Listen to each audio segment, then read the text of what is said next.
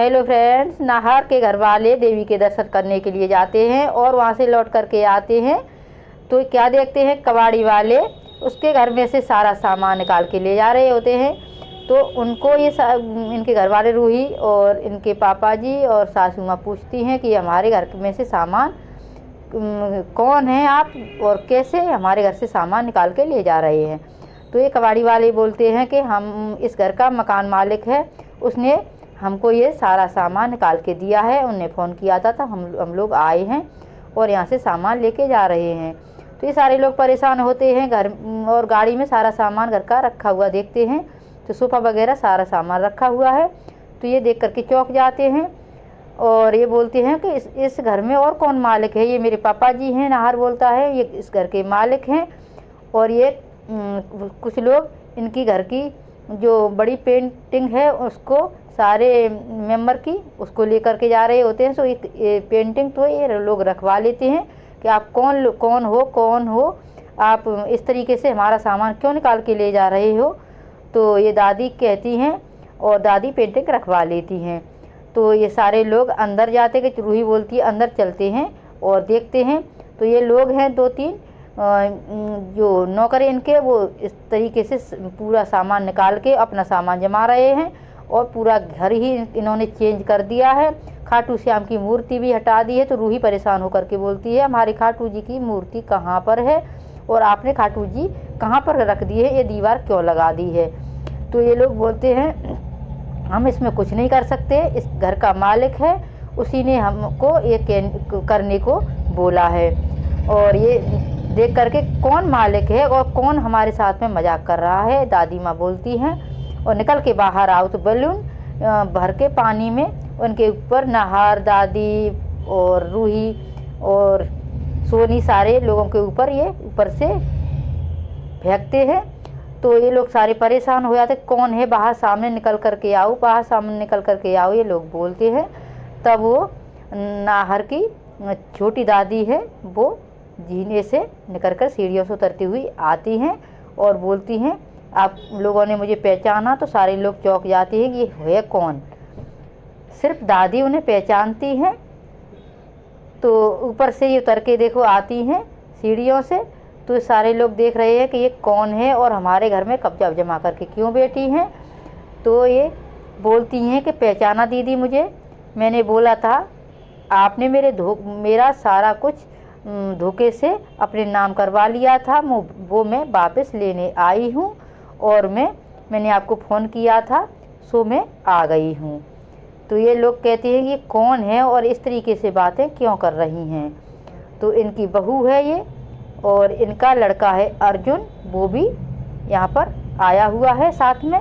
और ये पलक है, इसकी दादी इसको बहुत ज़्यादा परेशान कर रही है, ये भूत बन के इनको दादी को डरा रही है। दादी पहचान चुकी है कि ये पलक है, भूत बन कर के मुझे जिंदा है, डरा रही है। और ये दादी माँ, सासू माँ, सारे लोग ये देख करके बहुत ही ज़्यादा परेशान हो जाते हैं।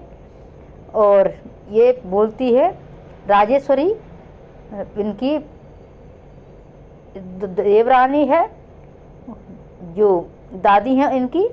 तो ये कहती हैं कि आप यहाँ क्यों आई हो, क्यों मुझे परेशान कर रही हो और यहाँ आकर मालिक क्यों बोल रही हो खुद को। तो ये बोलती है कि दीदी आपने जो मेरा सब कुछ अपने धोखे से नाम करवा लिया था वो मैं वापस लेने आ गई हूँ और लेकर ही आपसे दम लूँगी। तो रूही बोलती है आप हमारी दादी से इस तरीके से बदतमीजी नहीं कर सकती हैं, आप ऐसा कैसे कर सकती हैं, आपसे बहुत बड़ी हैं हमारी दादी और आप तमीज़ से बात करिए इनसे।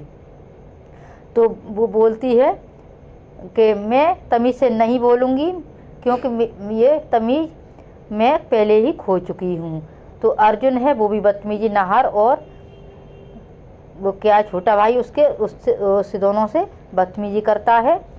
तो ये लोग बोलते हैं आप कौन हैं और हमसे बदतमीजी क्यों कर रहे हैं। तो दादी बोलती हैं कि क्यों आई हो अपने परिवार को लेकर यहाँ पर। तो रूही बोलती है कि आप हमारे रिश्तेदार हो, रिश्तेदार की तरह रहो।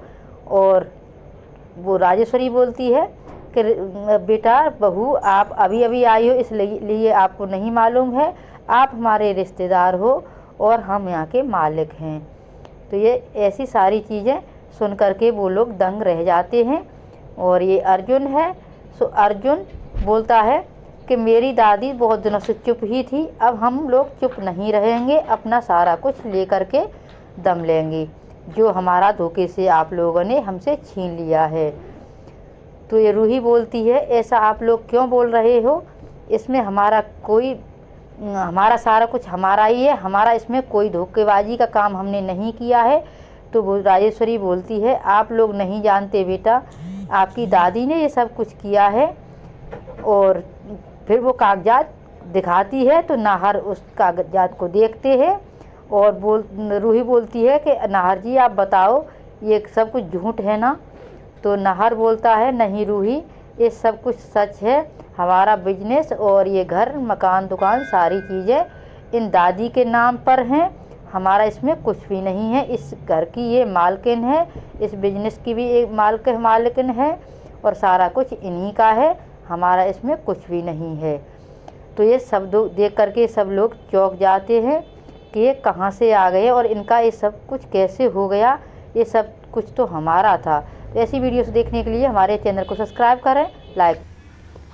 तो आगे देखते हैं जो राजेश्वरी है कितनी नफ़रत करती है इन लोगों से। ये धोखे से इसने इनका घर बिजनेस सारी चीज़ें छीन ली हैं और ये बहुत ही जल्लत भरी नज़रों से इनको देखती है और बहुत ही गलत नौकरों के काम करवाती है। बुरे बुरे काम होते हैं बहुत ही गरीबी वाले, वो काम करवाती है।